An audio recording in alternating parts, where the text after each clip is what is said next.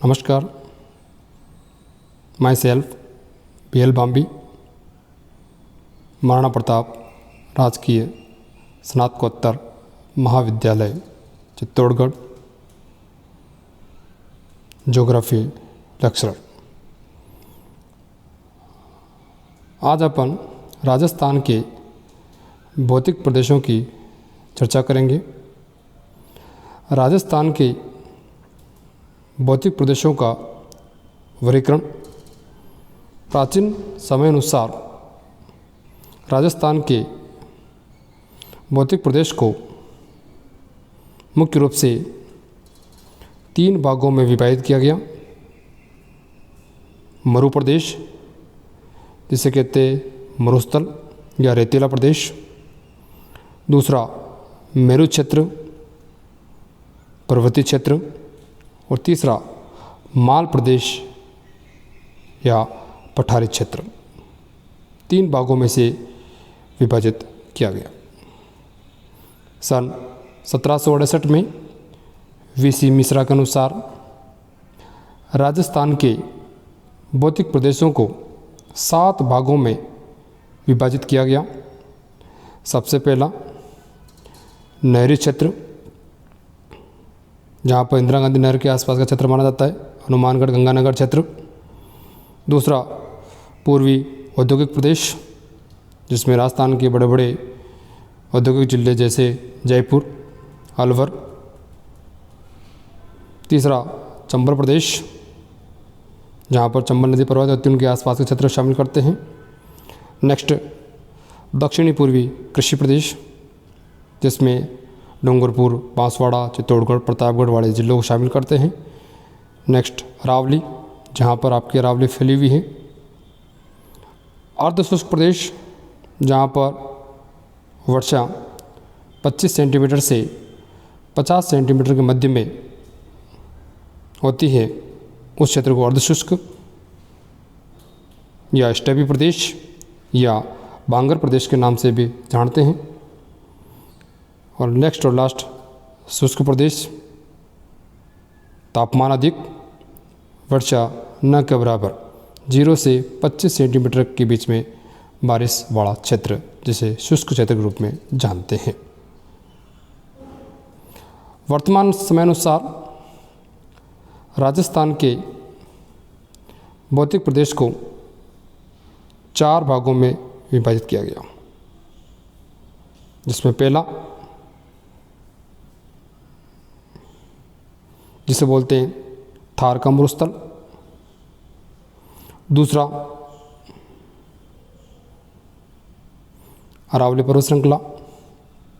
और तीसरा पूर्वी मैदानी क्षेत्र। और चौथा दक्षिणी पूर्वी पठारी क्षेत्र, जिसे हाड़ौती के पठार के रूप में भी जान सकते हैं। राजस्थान के वर्तमान मतानुसार भौतिक प्रदेश का निर्माण या उद्भव किस महाकल्प या युग में हुआ, उसका क्षेत्रफल कितना है, वहाँ पर कितने % जनसंख्या निवास करती है, ये एक सारणी के माध्यम समझेंगे। सबसे पहला भौतिक प्रदेश अरावली प्रदेश, जिसका निर्माण आद्य महाकल्प एजोइक एरा या युग की बात करते हैं तो प्री कैम्ब्रियन युग। और अरावली राजस्थान के कुल क्षेत्रफल के 9.3% भाग पर फैली हुई है। और यहाँ पर राजस्थान की 10% जनसंख्या निवास करती है। अरावली विश्व की सबसे पुरानी या प्राचीन पर्वत श्रृंखला मानी जाती है। दूसरा भौतिक प्रदेश दक्षिणी पूर्वी पठारी क्षेत्र, जिसका उद्भव मध्यजीवी महाकल्प या युग की बात करें तो कार्बोनिफेरस युग में हुआ। यह राजस्थान के लगभग 6.5% भाग पर फैला हुआ है। और यहाँ पर 11% जनसंख्या निवास करती है। तीसरा भौतिक प्रदेश पूर्वी मैदानी प्रदेश, जिसका निर्माण या उद्भव नवजीवी महाकल्प या प्लीस्टोसिन युग या काल में हुआ है। यह राजस्थान के 23.3% भाग पर फैला हुआ है। यहाँ पर राजस्थान की लगभग 39% जनसंख्या निवास करती है। चौथा और सबसे महत्वपूर्ण भौतिक प्रदेश थार का मरुस्थल, जिसका निर्माण भी नवजीवी महाकल्प या प्लीस्टोसिन काल में हुआ है। यहाँ पर राजस्थान के क्षेत्रफल के लगभग 61.11% भाग पर फैला हुआ है और यहाँ पर राजस्थान की 40% जनसंख्या निवास करती है। राजस्थान के भौतिक प्रदेशों में सबसे पहला भौतिक प्रदेश थार के मरुस्थल के बारे में अध्ययन करेंगे। थार के मरुस्थल की कुछ जानकारी। थार के मरुस्थल का निर्माण प्लीस्टोसिन काल में हुआ है। इसका कुल क्षेत्रफल 1,75,000 वर्ग किलोमीटर में फैला हुआ है। यह मुख्य विस्तार है। यहाँ पर जनसंख्या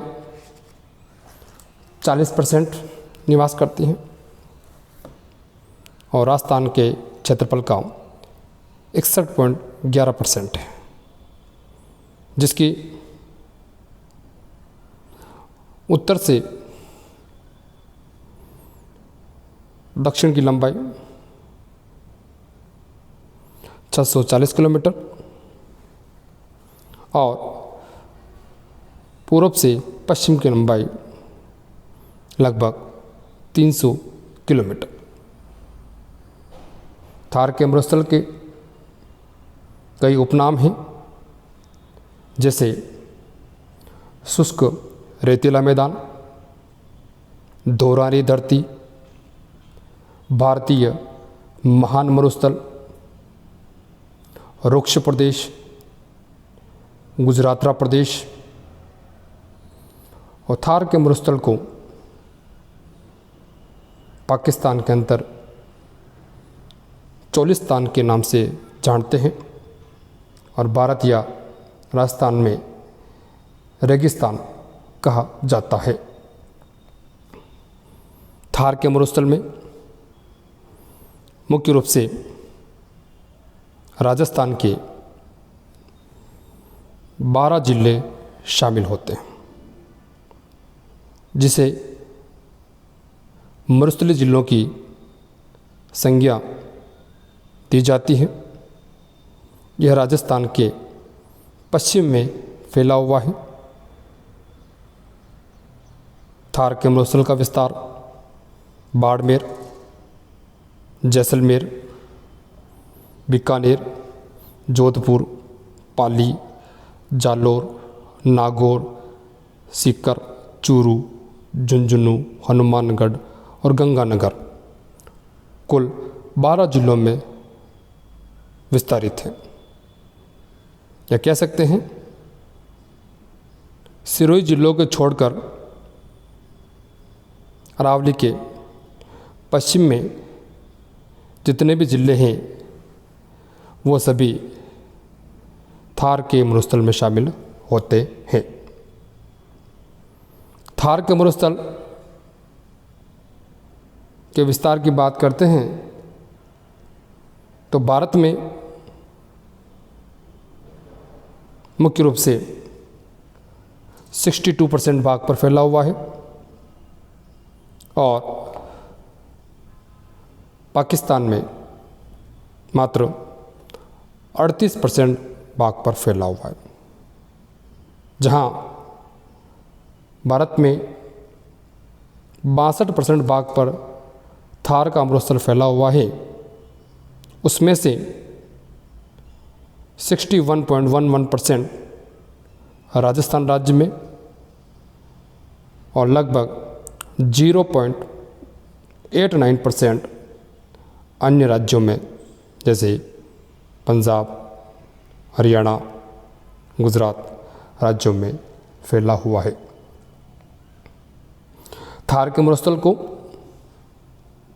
उच्चावच और शुष्कता के आधार पर इसे 4 भागों में विभाजित करते हैं। पहला महान मरुस्थल, जो क्षेत्र इस भारत पाकिस्तान की बाउंड्री के आसपास है वो हो जाएगा आपका महान मरुस्थल। दूसरा चट्टानी मरुस्थल, बाड़मेर, जैसलमेर और बीकानेर क्षेत्र पे जो रेतीला क्षेत्र है वो आपका चट्टानी मरुस्थल।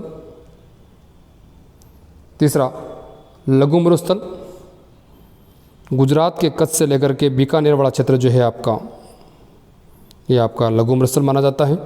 और चौथा अर्ध शुष्क मरुस्थल, ये लूणी बेसिन से लेकर के ये जो आपका शेखावाटी क्षेत्र है ये आपका अर्ध शुष्क मरुस्थल माना जाता है। थार के मरुस्थल को मुख्य रूप से 2 भागों में विभाजित किया जाता है। ये देखें एक रेखा दिख रही है, ये रेखा आपकी 25 सेंटीमीटर समवर्षा रेखा है। इस रेखा से पश्चिम में जो क्षेत्र हैं उसे कहा जाता है शुष्क मरुस्थलीय क्षेत्र या रेतीला शुष्क मैदान, और जिसके पूर्व में जो क्षेत्र हैं उसे अर्ध शुष्क मरुस्थलीय प्रदेश या राजस्थान बांगड़ प्रदेश के नाम से जाना जाता है। यहाँ पर वर्षा 25 से 50 सेंटीमीटर के मध्य होती है। सबसे पहला पश्चिमी मरुस्थल प्रदेश या रेतीला शुष्क मैदान, इसे भी 2 भागों में विभाजित करते हैं। एक है बालू का स्तूप युक्त प्रदेश, एक होता है बालू का स्तूप मुक्त प्रदेश। जो मुक्त प्रदेश हैं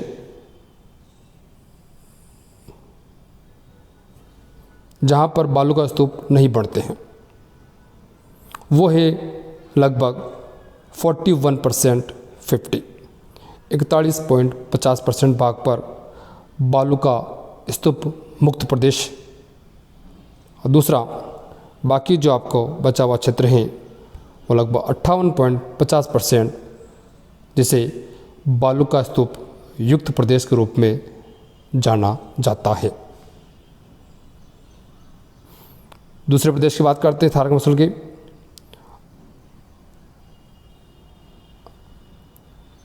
अर्ध शुष्क मरुस्थलीय प्रदेश, अर्ध शुष्क मरुस्थलीय प्रदेश को 4 भागों में घग्गर का मैदान, शेखावाटी क्षेत्र, नागौरी उच्च भूमि और लूणी बेसिन, 4 भागों में इसे विभाजित किया जाता है। अकॉर्डिंग मैप देखें आप, इस क्षेत्र से पूर्व में ये हो गया आपका घग्गर का मैदान, ये हो गया शेखावाटी प्रदेश, ये क्षेत्र नागौर की उच्च भूमि, ये हो गया लूणी बेसिन जिसे गोड़वाड़ बेसिन के नाम से भी जाना जाता है। थोड़ा सा अध्ययन करते हैं कि के बारे में। घग्गर प्रदेश या घग्गर का मैदान घग्गर नदी से निर्मित माना जाता है। घग्गर नदी की बात करते हैं।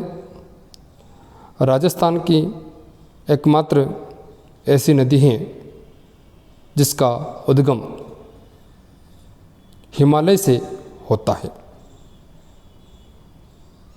राजस्थान के 2 जिलों में प्रवाहित होती है, गंगानगर और हनुमानगढ़। घग्गर के पाठ या पेंदे को राजस्थान राज्य में नाले के नाम से और पाकिस्तान में इसे हकरा के नाम से जाना जाता है। घग्गर नदी के उपनाम की बात करते हैं तो इसे मृत नदी के नाम से भी जाना जाता है। जब घग्गर नदी में पानी की आवक बहुत अधिक होती है तो इसका पानी गंगानगर तक, और बाढ़ जैसी हालत हो जाती है तो इसका पानी पाकिस्तान के फोर्ट अब्बास तक चला जाता है। दूसरे प्रदेश की बात करते हैं अपन, शेखावाटी प्रदेश। शेखावाटी प्रदेश को आंतरिक जल प्रवाह क्षेत्र के नाम से भी जाना जाता है। इसका प्रमुख विस्तार सीकर, चूरू और झुंझुनू जिलों में होता है। यहाँ की प्रमुख नदी कांतले नदी है, जिसके बेसिन क्षेत्र को तोरावाटी क्षेत्र के नाम से जानते हैं। यहाँ पर जो स्थानीय कुएं होते हैं उसे जोहड़ के नाम से जाना जाता है। तीसरे प्रदेश की बात करते हैं, नागौर की उच्चभूमि। नाम से स्पष्ट है, नागौर जिले में फैली हुई है। इस प्रदेश को 3 भागों में बांट सकते हैं, मकराना श्रेणी, मांगलोद श्रेणी और जायल श्रेणी। इस प्रदेश में केशाकर्षण या केशकत्व विधि से नमक तैयार किया जाता है। चौथा प्रदेश लूणी प्रदेश।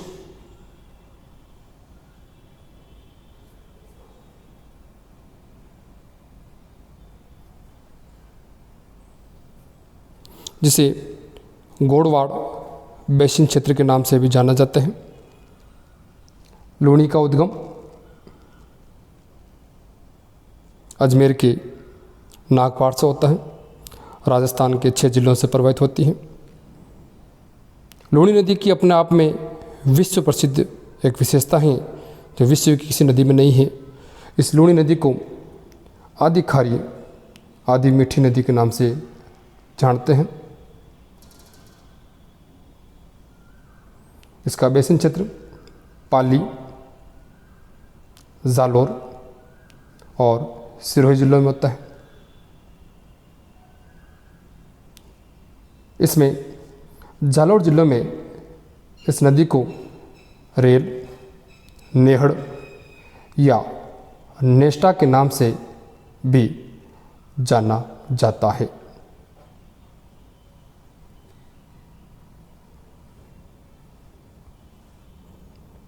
थार के मरुस्थल संबंधी कुछ महत्वपूर्ण तथ्य। पहले तथ्य की बात करते हैं कि इसका निर्माण मानसूनी हवाओं के योगदान से हुआ है। दूसरा, थार का मरुस्थल ग्रेट पैलियो आर्कटिक मरुस्थल का भाग माना जाता है। तीसरी विशेषता, विश्व का सबसे जवान या युवा मरुस्थल, सर्वाधिक जैव विविधता वाला मरुस्थल, सर्वाधिक जनघनत्व वाला मरुस्थल, सर्वाधिक वनस्पति वाला मरुस्थल।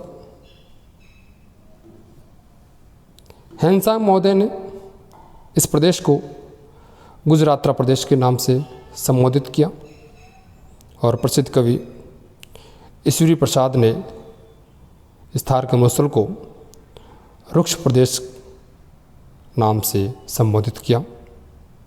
इस थार के मरुस्थल में विश्व प्रसिद्ध आकलवुड फॉसिल्स पार्क स्थित है। अन्य विशेषताओं की बात करते हैं तो यहाँ पर वनस्पति मरुद्भिद या ज़ेरोफाइट वनस्पति पाई जाती है। राजस्थान के 12 जिलों में फैला हुआ है और 4 संभागों में विस्तारित है। बीकानेर, जयपुर, अजमेर, जोधपुर 4 संभाग में फैला हुआ है। पश्चिमी राजस्थान का सर्वाधिक वर्षा वाला स्थान, जिसे पश्चिम राजस्थान का माउंट आबू या लघु माउंट आबू के नाम से भी जानते हैं, बाड़मेर का पिपलुद ग्राम, इसको अपन लघु माउंट आबू के नाम से भी जाना जाता है। इस प्रदेश में प्लाया झील को खड़ीन के नाम से भी जानते हैं। इस प्रदेश में थार का गढ़ा चांदन गांव को कहते हैं। पीवड़ा यहाँ का सबसे खतरनाक जहरीला सांप है और पाकिस्तान में इस रेगिस्तान क्षेत्र को चोलिस्तान के नाम से जाना जाता है। थार के मरुस्थल में जो स्तूप युक्त प्रदेश है उनमें बहुत सारे बालू का स्तूप का निर्माण होता है, जैसे बरखान, जिसे गतिशील या नवीन बालू का युक्त स्तूप भी कहते हैं, जिसकी आकृति अर्धचंद्राकार रूप में होती है। दूसरा अनुप्रस्थ बालू का स्तूप, जिसका निर्माण वायु के समकोण पर होता है। तीसरा अनुदैर्घ्य या रेखीय या पवनानुवर्ती बालू का स्तूप के रूप में भी जानते हैं। और अन्य स्तूपों की बात करते हैं, जैसे सीफ, पैराबोलिक, तारा बालू का स्तूप, नेटवर्क बालू का स्तूप, अवरोधी बालू का स्तूप, नेबखा, सब्र का फिज। इनके अलावा कुछ शब्दावलियाँ हैं, जैसे दरियन,